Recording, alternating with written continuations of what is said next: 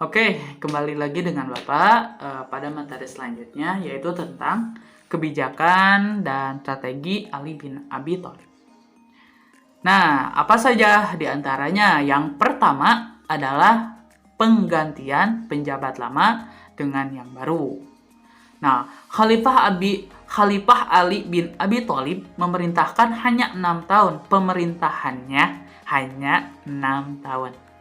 Selama masa pemerintahannya, ia menghadapi berbagai penolakan. Tidak ada masa sedikit pun dalam pemerintahannya yang dapat dikatakan stabil. Setelah menduduki jabatan khalifah, Ali memecat para gubernur yang diangkat oleh Utsman. Dia yakin bahwa pemberontakan yang terjadi ini dikarenakan keteledorannya mereka. Oleh karena itu, Ali bin Abi Thalib pun melengsarkan para pejabat pada waktu itu dengan pejabat-pejabat yang baru. Nah, yang selanjutnya adalah yang kedua. Ini kebijakan dan strategi Ali bin Abi Thalib yang kedua adalah penarikan kembali tanah hadiah. Nah, Ali juga menarik kembali tanah yang dihadiahkan Utsman kepada penduduk dengan menyerahkan hasil pendapatannya kepada negara dan memakai kembali sistem distribusi pajak tahunan di antara orang-orang Islam sebagaimana pernah diterapkan oleh Umar bin Khattab. Oke, dan yang selanjutnya, kebijakan yang ketiga adalah menghadapi para pemberontak. Setelah kebijakan tersebut diterapkan, Ali bin Abi Thalib menghadapi pemberontak, yaitu diantaranya adalah Thailah, Jubair, dan Siti Aisyah. Alasan mereka karena Ali tidak mau menghukum para pembunuh Utsman dan mereka menuntut bela terhadap darah Utsman yang telah ditumpahkan secara zalim. Ali sebenarnya ingin sekali menghindari peperangan.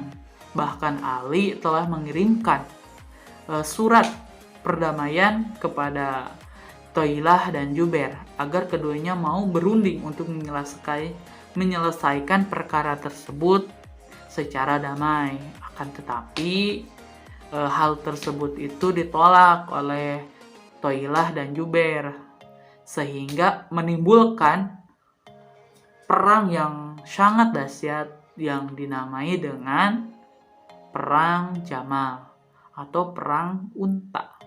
Karena pada waktu itu Aisyah menunggangi unta dalam pertempuran ini. Dan pertempuran ini dimenangkan oleh Ali bin Abi Thalib dan juga terbunuhnya Thailah dan juga Jubair.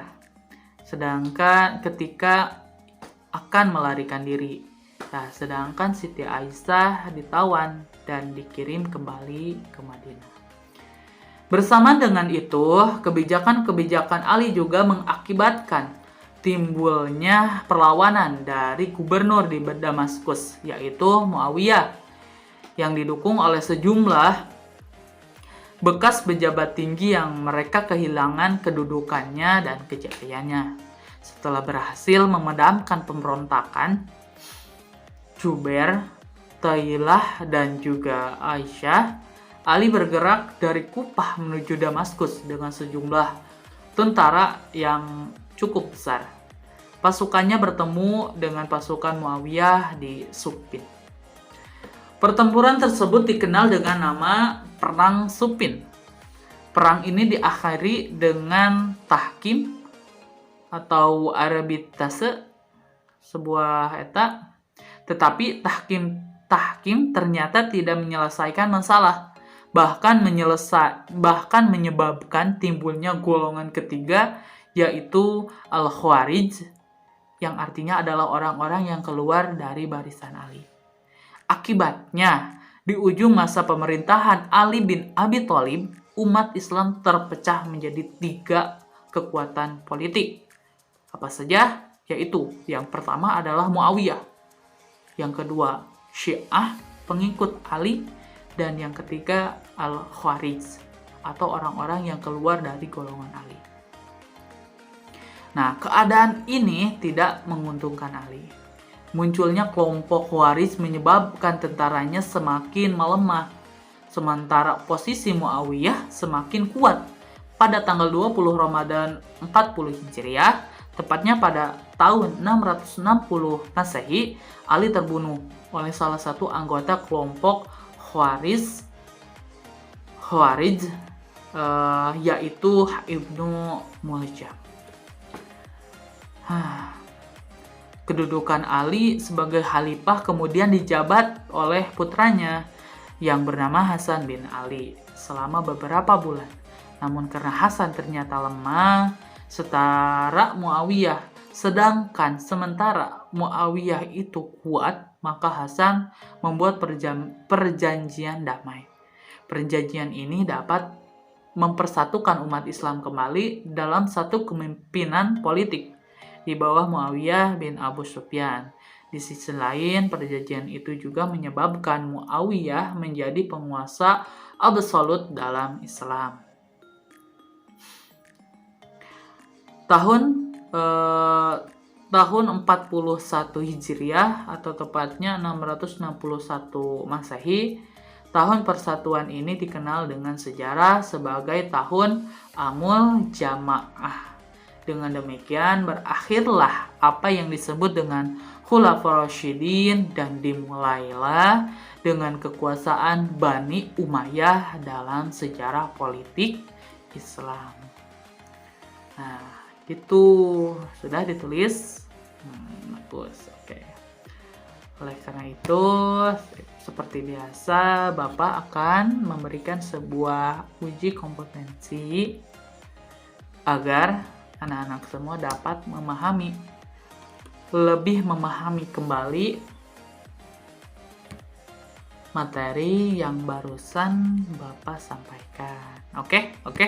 Sip, bagus. Oke. Sudah yang tadi rangkumannya? Oke. Nah, Bapak akan berikan sebuah kompetensi tulis. Lisannya nanti saja. Udah. Nah, cuma 5 soal kok sebelum pulang. Sip. Tulis ya, nanti kumpulkan ke Bapak. Oke, nomor 1 adalah sebutkan. Nomor 1. Sebutkan siapa saja Khulafaur Rasyidin. Nah, sebutkan. Mudah kan? Oke, sudah tulisnya. Yang kedua, sebutkan kebijakan dan juga strategi Abu Bakar As-Siddiq. Boleh dijelaskan. Sip. Yang kedua, sebutkan kebijakan dan strategi Umar bin Khattab. Yang ketiga, sebutkan kebijakan dan strategi Utsman bin Affan. Dan yang keempat, sebutkan kebijakan dan strategi Ali bin Abi Thalib. Nah, sok kerjakan.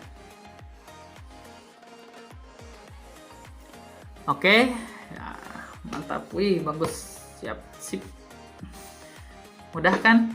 Mudah. Apalagi ada buku paket dan juga rangkuman hasil tulis kita sendiri. Itu akan memudahkan kita dalam menghafal materi yang telah kita pelajari. Nah, mungkin saja cukup saja. Mungkin pada kesempatan kali ini kita cukupkan sekian saja. Alhamdulillah kita mendapatkan pelajaran yang baru pada hari ini. Jangan lupa terus dibaca ulang walaupun hanya sebalik, tetapi jika sering membacanya kembali, kita tak perlu menghafalnya, maka akan hafal sendiri dalam ingatan. Oke, Bapak akan akhiri saja pertemuan kali ini dengan bacaan Alhamdulillah. Alhamdulillahirabbil alamin. Cukup sekian dari Bapak. Wabillahi taufiq wal hidayah. Wassalamualaikum warahmatullahi wabarakatuh. Sebelum pulang berdoa. Berdoa mulai. Alhamdulillah. Sana pulang.